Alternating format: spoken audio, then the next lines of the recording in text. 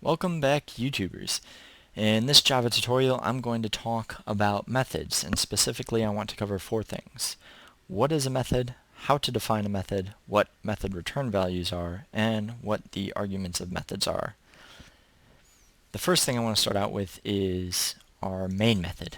This is actually a method, however it's a special method as denoted by its name, main. The reason why it's special is because the Java virtual machine knows to start your Java program at the main method, which is why this gets printed out in our program. But we can declare additional methods that are named however we so choose. So let's make another method called method1. And the purpose of this method is going to be to print out when it was called. Method 1 was called. Couple things to note here. Let's ignore the words public and static for now. We'll cover them in a later video. This void keyword is the return type of the method. And void specifically means nothing. So when this method is called, no value is returned back to the place that called it. The next thing is the name of the method.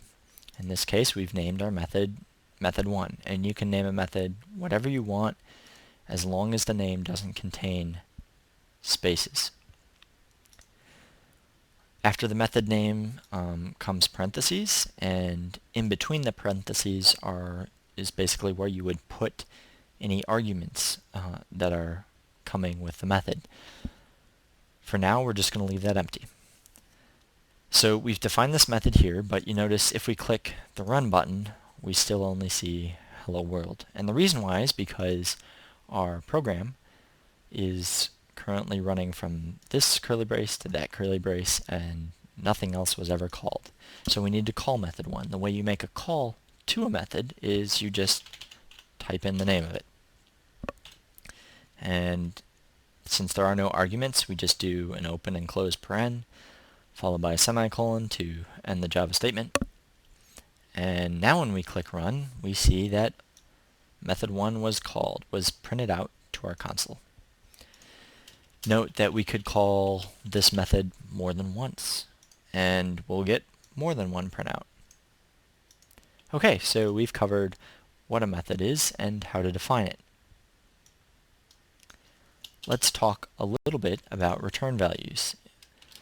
The return value of method 1 was void, which is not very exciting. So let's make another method that returns a type of integer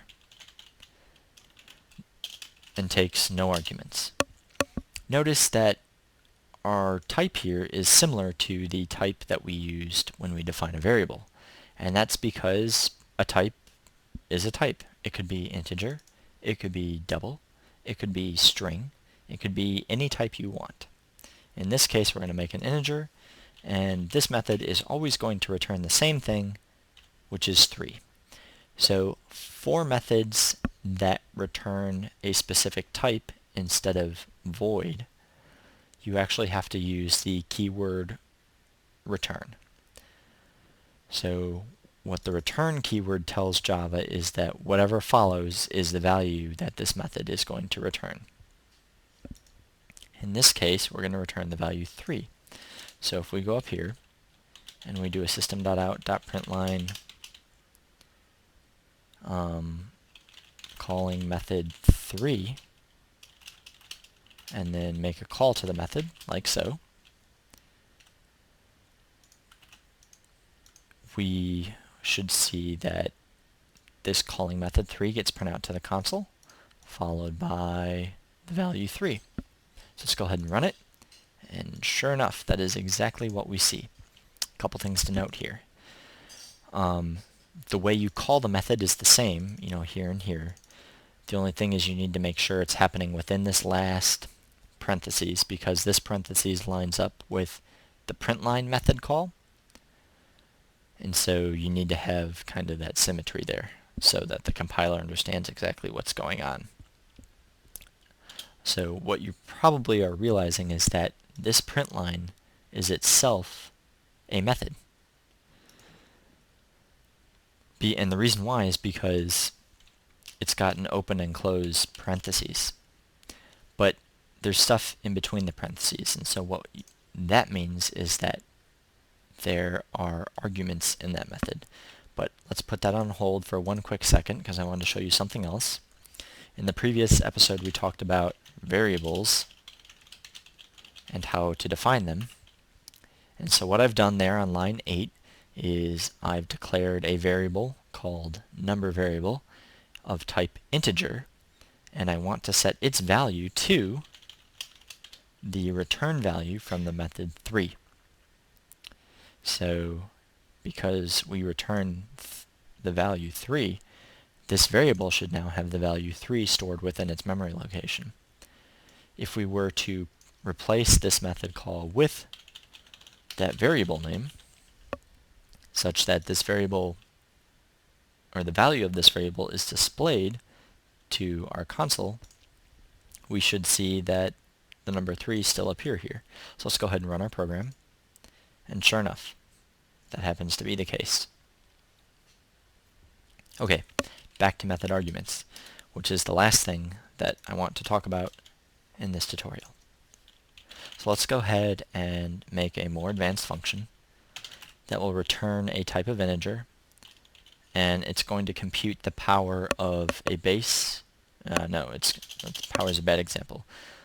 Let's have it multiply two numbers together. And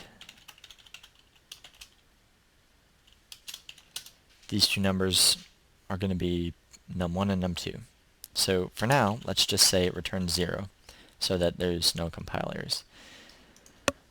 Anything, remember I said before, anything that goes in between the parentheses is called a parameter. This method takes in two parameters, and if you have more than one parameter, you separate it by using a comma. You don't have to have a space here, although just for me, my personal preference makes it easier to read. You define a parameter the same way you would define a variable. You first declare its type, and then you declare its name. What that allows you to do then is within the function, so let's make another variable name called variable, you can actually use those parameters by referencing their names the same way you would use variables. Okay? So what I've done there is I basically added them together. We don't want to do that. We want to multiply them together. And then let's go ahead and return the result. So let's actually make a little bit more sense and call that variable result. And we're going to return the result. And so now let's go ahead and call multiply.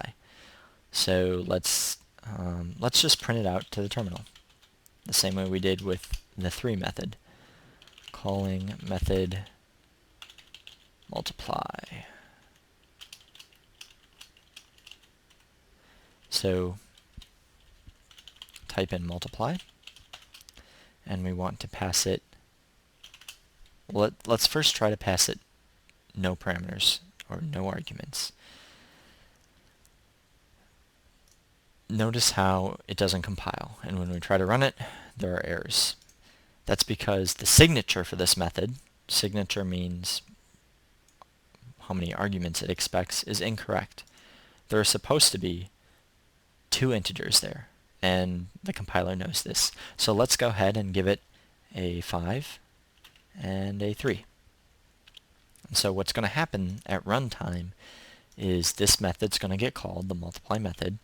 It's going to basically set the num1 argument or parameter to be equal to 5, and it's going to set the num2 argument or parameter to be equal to 3.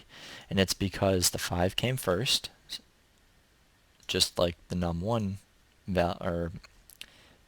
parameter down here was first, and the 3 is second because it came second, and it lines up with the num2 parameter because it was listed second. And so really what's happening is on this line you have a variable being declared called result, and it's effectively doing 5 times 3, putting that value into result, and then it's going to send that value back up to here, and the value is, of course, whatever 5 times 3 is, which is 15. So now when we click run, we see that calling method multiply 15. So why did that happen? It looks a little weird, right? It's because we forgot to put a colon here and a space here, and it literally looks exactly the way we type it, and now that looks better. Although we didn't actually call multiply with no parameters, we called it with a 5 and a 3. And so there we go. That's a more complete example, and that sums up how to call methods, what methods are, how to declare them, their return types, and how to pass them arguments. If you have any questions, please leave them in the comment section below, and I hope you enjoyed this tutorial.